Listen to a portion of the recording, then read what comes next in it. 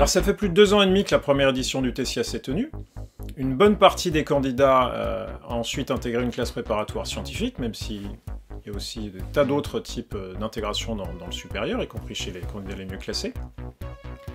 Et ces candidats-là, ceux qui sont allés dans les prépas scientifiques, ont passé les concours des grandes écoles 2024.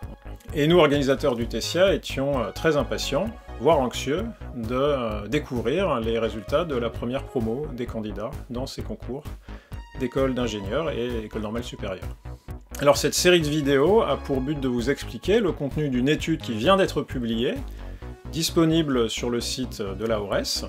Vous avez le lien dans la description de cette vidéo, donc on vous invite à télécharger cette étude, et on va maintenant en tirer quelques enseignements.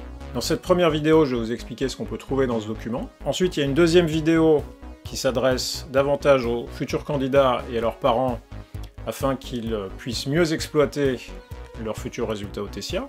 Et puis la troisième vidéo s'adresse beaucoup plus directement aux recruteurs des formations qui vont avoir à étudier les dossiers de candidature des candidats TESIA pour savoir mieux utiliser ces informations afin de recruter de manière plus judicieuse.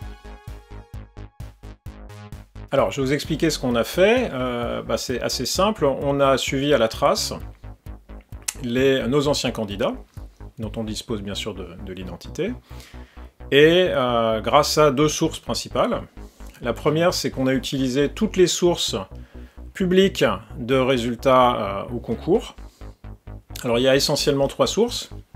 La première, ce sont les listes d'admis aux écoles normales supérieures. Donc liste principale d'admis, liste complémentaire. Bon, il faut savoir que la liste complémentaire descend plus bas que le rang du dernier admis, bien sûr c'est sa fonction.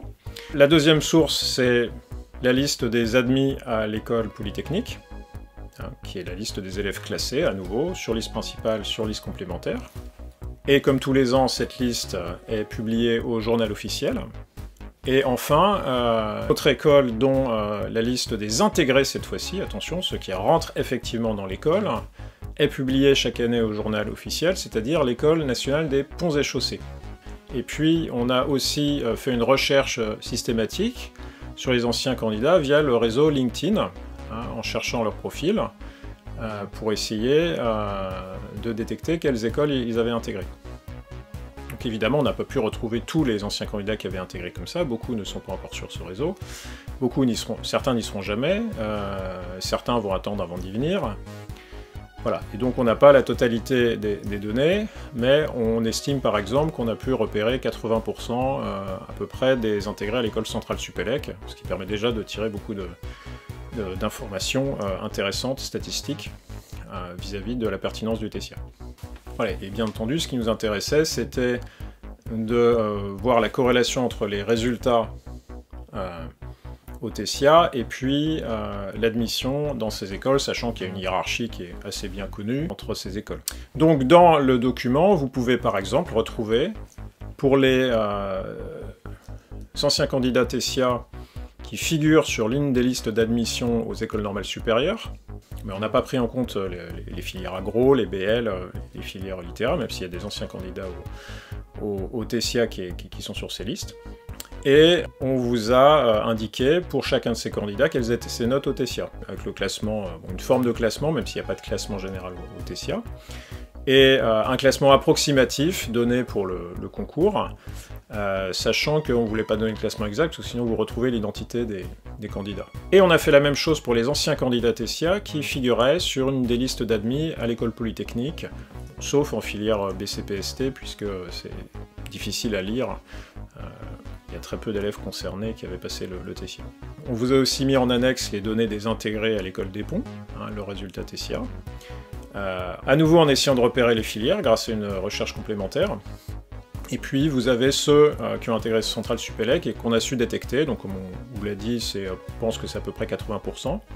Il y a enfin deux paragraphes intéressants dans le document.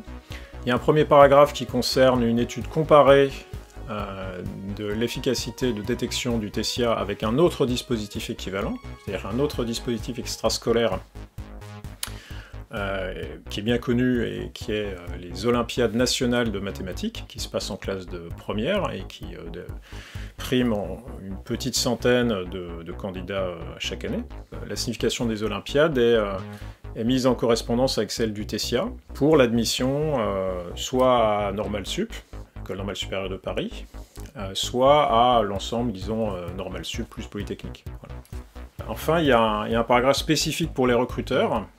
Par exemple, sur une catégorie de candidats, celle qu'on sait bien repérer, ceux qui vont être les plus brillants, comment ils sont concentrés vers la tête du classement TESIA, avec des courbes et des pourcentages très précis, afin que les recruteurs puissent mesurer leur performance comparée à celle du TESIA seul, ce qui est une proposition un petit peu surprenante et qui n'est pas du tout dans la philosophie des concepteurs du test, mais c'est de voir comment un jury réel d'examen des vœux Parcoursup, par exemple, est-il plus ou moins performant qu'une proposition complètement inverse qui consistera à dire bien on va classer intégralement les élèves uniquement sur la base de la somme de leurs deux notes TESIA, ce qui est d'une absurdité totale et qu'on ne recommande à personne.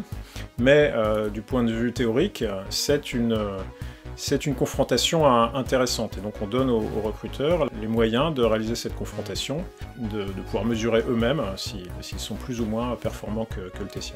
Je vous invite à consulter l'une des 2 vidéos complémentaires où nous analysons avec davantage de profondeur les résultats de cette étude. À bientôt.